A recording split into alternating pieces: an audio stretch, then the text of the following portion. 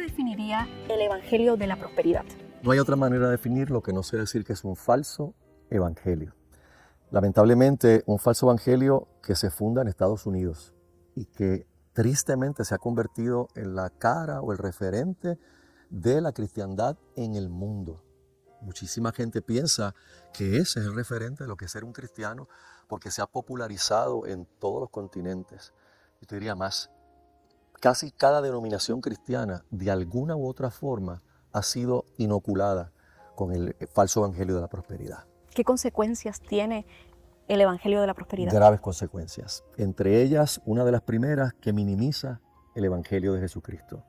El evangelio de Cristo significa entrega, significa rendirse, significa negarse a uno mismo para seguir a Jesús, tomar la cruz. Y en el falso evangelio de la prosperidad se dice todo lo contrario, que tú vienes para que solamente Dios te bendiga, para que Dios te prospere, para que Dios te sane, para que Dios te dé bienestar por todas partes. Y claro, que nosotros sabemos que Dios bendice a su pueblo y que Dios causa bienestar en su pueblo, pero ese no es el propósito de la vida cristiana. La vida cristiana tiene un propósito más alto, que es ser discípulos del Señor Jesús y vivir una vida que agrade a Dios y vivirla para su gloria. Y este evangelio no solamente minimiza el evangelio, sino que imposibilita que un creyente busque la santidad. Fíjate que en este tipo de falsedad la gente viene y lo que es alimentado es su carne, es alimentado sus deseos carnales, lo que ellos quisieran que pase, a tal grado que lo que se enseña es un tipo de fe que al final no es la fe bíblica, es un tipo de manipulación donde la gente piensa que la fe es una fuerza que actúa independientemente de Dios. O sea, que Dios tiene que hacer lo que yo le pida, lo que yo diga o lo que yo declare porque tengo fe. Si tengo fe, Él no puede negarme nada. Y obviamente cuando vamos a la Biblia, eso es totalmente contrario a la doctrina de la soberanía de Dios y de la voluntad de Dios para nuestra vida.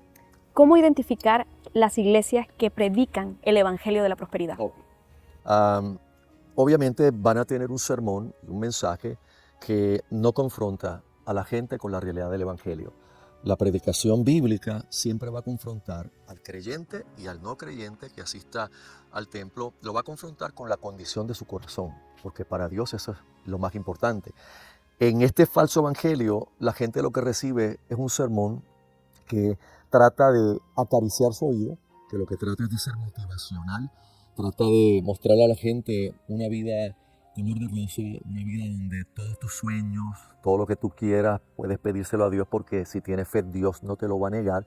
Y obviamente lo vas a ver, no solamente eso, lo vas a ver en la forma en que ellos trabajan con el tema del dinero en la iglesia. O sea, muchas de las cosas que se hacen son para recaudar dinero, son para que la gente ofrende, son para que la gente se mueva. Se usa la manipulación como una parte integral de los sermones, usando textos fuera de contexto. Porque si fuera que solamente son sus palabras, pero usan la palabra de Dios, sacándola de contexto y hacen creer a la gente que eso es lo que dice la palabra de Dios. Te doy un ejemplo. Primera de Juan, la Biblia dice: amado, yo deseo que tú seas prosperado en todas las cosas y que tengas salud así como prospera tu alma. Ese es un saludo de la primera carta de Juan, que era un saludo muy común en la cultura en la que Juan está escribiendo. La palabra prosperar en la cultura hebrea implica que estemos bien delante de Dios en todas las áreas de nuestra vida, que tengamos la gracia y el favor de Dios. Pero Juan no estaba hablando de dinero cuando habló de la palabra prosperidad. Juan no se estaba refiriendo a salud como sencillamente que todas las enfermedades que tengamos se desaparecieran. Le estaba dando un saludo a quien le dirige la carta, deseándole que Dios le bendijera, pero dice: así como prospera tu alma. O sea, Juan estaba centrando que lo primero y más importante era la salvación de esa persona, el bienestar espiritual de esa persona, y que entonces le deseaba que todas las demás cosas prosperaran como su alma prosperaba en el Señor. Eso se saca de contexto para entonces decirle a la gente que esa es la voluntad de Dios, a tal grado que si tú eres pobre o tú quiebras o tú tienes carencias en un área, tú estás en pecado. Hay algo que está mal contigo. Tu fe no funciona y eso no es bíblico para nada. Pastor, en Mateo capítulo 7, versículo 21 dice, no todo el que me dice Señor, Señor entrará en el reino de los cielos, sino el que hace la voluntad de mi Padre que está en los cielos. Muchos me dirán en aquel día, Señor, Señor, no profetizamos en tu nombre, y en tu nombre echamos fuera demonios, y en tu nombre hicimos muchos milagros, y entonces les declararé, nunca os conocí, apartaos de mí, hacedores de maldad. Este versículo de la Biblia tiene que ver con estos falsos maestros. Definitivo.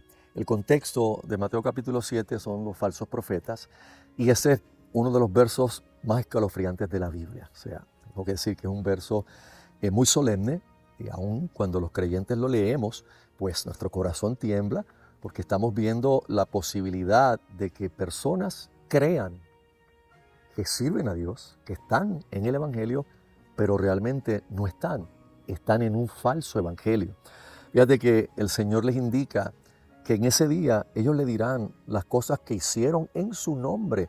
Si tú miras, algunas de esas cosas son propuestas en estos falsos evangelios hoy, porque no solamente es prosperidad, ahora hay una tendencia también a los milagros, a lo sobrenatural, a atraer a la gente prometiéndole sanidades extraordinarias, prodigios, e inclusive en las últimas décadas lo que nunca pensábamos. Cosas sobrenaturales como diamantes que caen del cielo de repente, plumas de ave que son y que del Espíritu Santo, aceite que brota de alguna parte del templo. Todo eso se propone en este tipo de falso evangelio.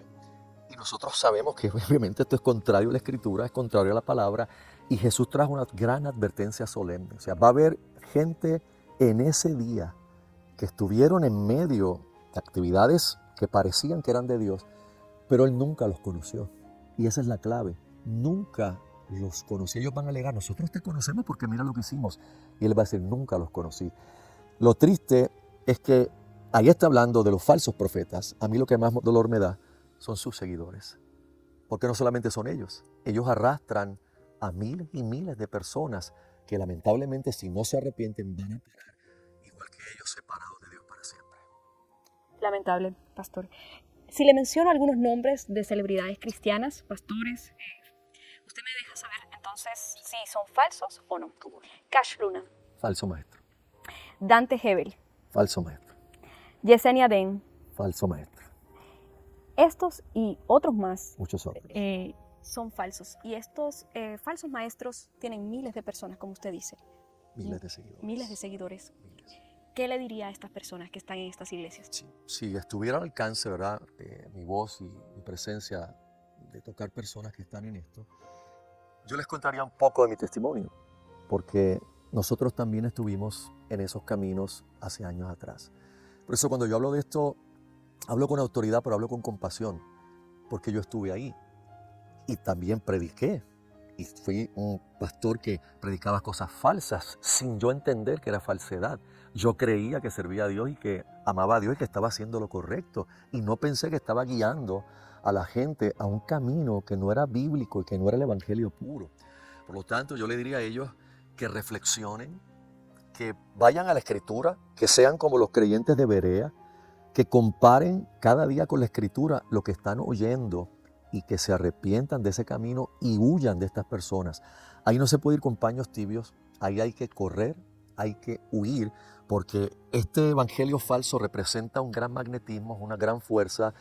Mucha gente una vez que está ahí dentro están ciegos y se requiere la gracia soberana de Dios, la acción del Espíritu Santo realmente para alumbrar el corazón de ellos.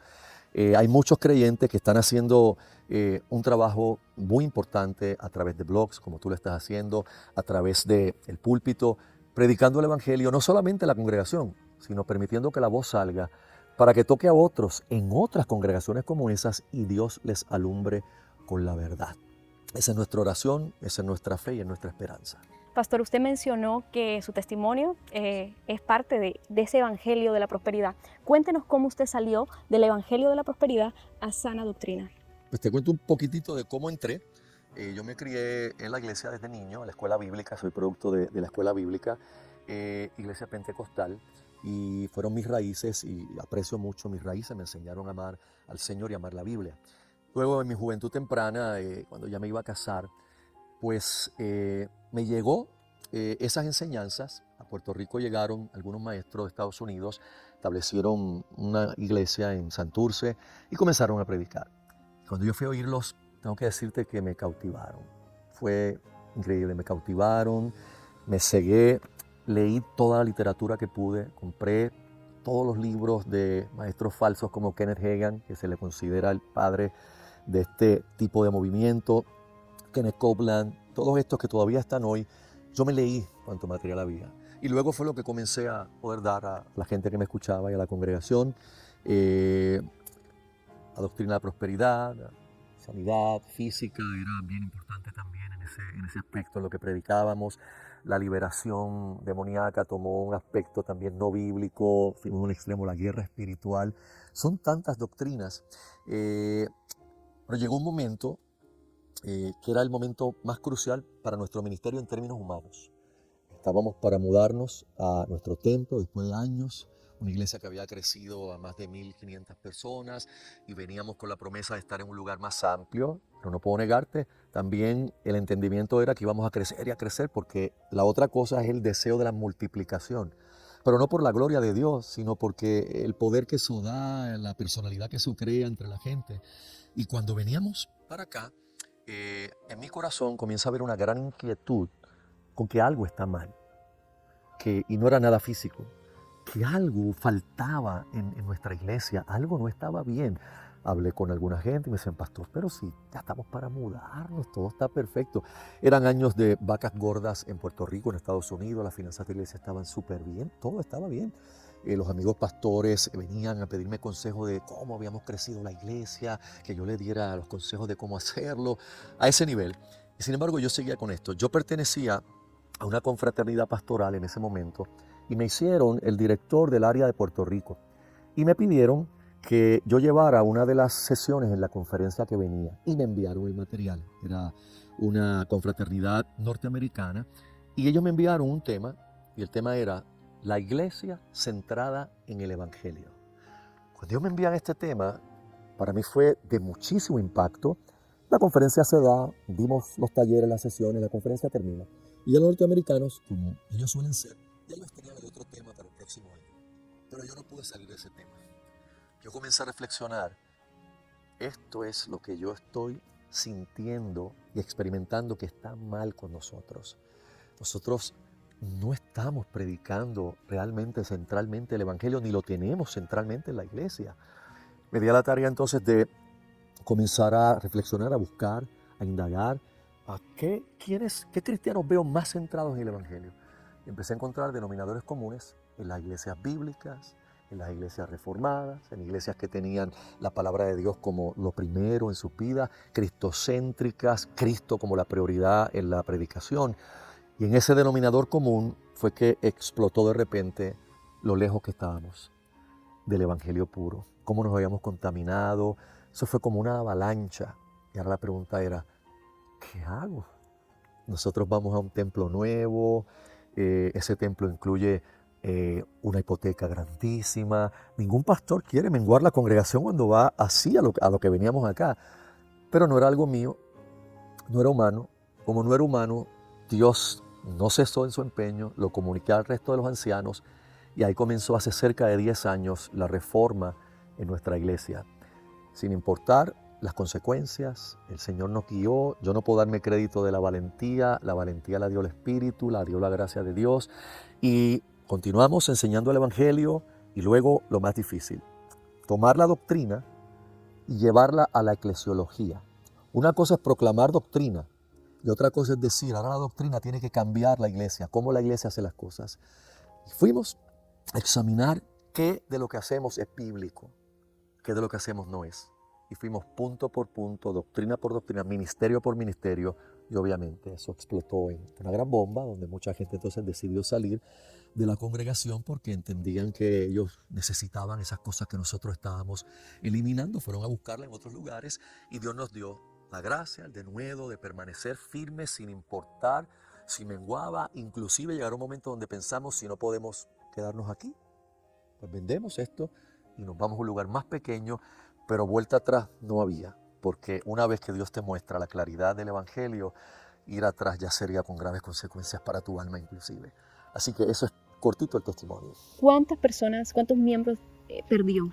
Pues la mitad, cuando vinimos aquí había una asistencia dominical de más o menos 1.500, 1.600 personas. Hoy día estamos en las 700 personas como miembros y como 600 a 580 congregándose cada domingo fielmente. Así que la mitad o un poquito más de la mitad, eso incluye obviamente los niños y las familias completas, pero es un impacto trascendental. O sea, para una iglesia es un impacto muy fuerte y la gracia de Dios ha permitido que por 10 años hasta el día de hoy a nosotros no nos ha faltado nada. Hemos podido cumplir las obligaciones de nuestro préstamo, las obligaciones de la iglesia, el mantenimiento de un edificio de este tamaño, que también en Puerto Rico, sabes que los costos son muy altos y no ha faltado nada.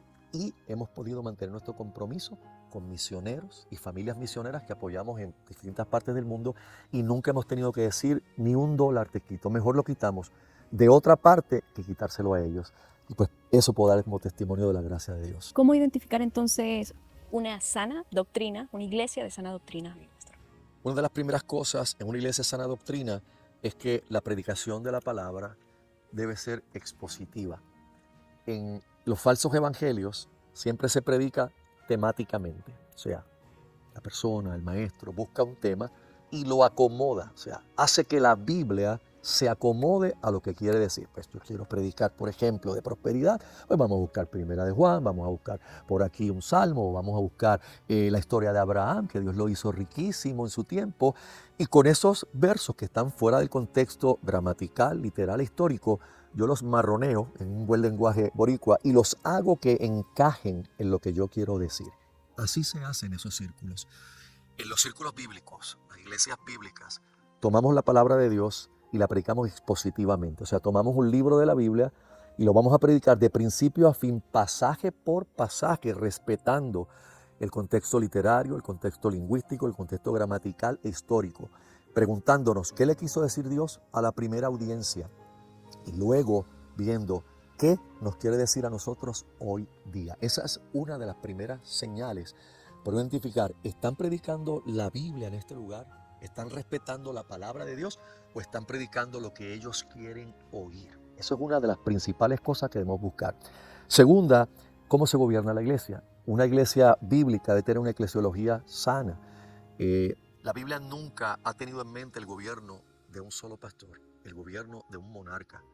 Pablo siempre que envió a sus discípulos a establecer ancianos, era pluralmente. Mandaba a Timoteo, ve a tal lugar y establece ancianos, ve a tal iglesia y establece ancianos. ¿Por qué? Porque en la multitud de consejeros está la sabiduría y porque la realidad es que un ministerio plural es necesario en una iglesia. Ningún hombre solo debe regir la iglesia en todo término económico, doctrinal, disciplinario, sino que debe ser un grupo de hombres llamados por Dios para este oficio. Eso es bien importante y no lo vas a encontrar en la mayoría de las iglesias que proponen un falso evangelio porque ellos quieren ser monarcas, ellos quieren reinar en toda decisión de la iglesia. ¿Todavía existen apóstoles? Bien, bíblicamente no existen apóstoles ni tampoco existen profetas en el sentido bíblico. Nosotros vamos a oír personas que se autoproclaman apóstoles y otras que se autoproclaman profetas. Pero tanto el apostolado como el profeta fueron ministerios fundamentales. En la carta a los Efesios, Pablo enseña que la iglesia está siendo edificada sobre el fundamento de apóstoles y profetas. Se refería a los profetas de la antigüedad y se refería a los apóstoles del Cordero que Dios designó. Algunos quieren tomar a Pablo como la excusa de este apostolado moderno. Pero Pablo no es la excusa de un apostolado moderno. Pablo fue alguien a quien Dios tomó excepcionalmente y le enseñó el evangelio. Cristo resucitado le mostró en visiones la realidad del evangelio cara a cara y por eso lo llamó a un ministerio apostólico, siendo él el último de los apóstoles. Y profetas, se menciona algunos en el Nuevo Testamento todavía, Agabo, sus hijas que profetizaban, pero luego de ahí tú no encuentras en la tradición apostólica nadie ungiendo profetas y en la historia de la iglesia tú no encuentras que ese sea un ministerio y un rol central. Hoy día es todo lo contrario. Hoy día la iglesia se ha denominado una iglesia apostólica, no en el sentido bíblico, sino en que todavía ungen profetas y apóstoles y que dirigen la iglesia. Y tal es la confusión que ahora indican que los apóstoles están sobre los pastores, Es como una jerarquía, entonces los apóstoles son más importantes. Y para colmo, ya el apostolado no basta y ahora a mí me ha llegado información de que en algunas repúblicas latinoamericanas ya no basta ser apóstol, ahora hay otros títulos, uno que se llama querubín y cosas como esa, y yo me pregunto hasta dónde vamos a llegar con este tipo de falsedad. Pastor, en Puerto Rico, la gran mayoría de las personas creen conocer a Dios. ¿Cuál es el reto para la iglesia? La iglesia cristiana, nosotros tenemos un reto enorme. En Puerto Rico se piensa, como nosotros fuimos una fuerza misionera en años pasados, nosotros ayudamos a evangelizar muchísima parte de Latinoamérica, pues se piensa que nosotros no necesitamos que nos evangelicen. Y ahora resulta todo lo contrario. Nuestra isla necesita realmente que del púlpito salga el evangelio. La confesión de la gente es tan grande que a veces me preguntan, pero ¿cómo es eso que tú predicas el evangelio todos los domingos? Si el evangelio tú se lo predicas al perdido, se lo predicas al que no conoce a Dios, y ya cuando viene, pues entonces tú lo discipulas y ya es como que se graduó. Yo le digo, no hay tal cosa como graduarse del evangelio, o sea, tú no pasas por encima del evangelio. El evangelio incluye la historia de la redención completa, desde Génesis hasta el Apocalipsis. Y si algo necesita Puerto Rico es que de los púlpitos salga el evangelio cada domingo para los creyentes y para los no creyentes, para que muchos se den cuenta que de oídas conocen a Dios, pero nunca han conocido la verdad. En Estados Unidos y Puerto Rico es posible estar años en una iglesia, décadas en una iglesia, sin ser cristiano.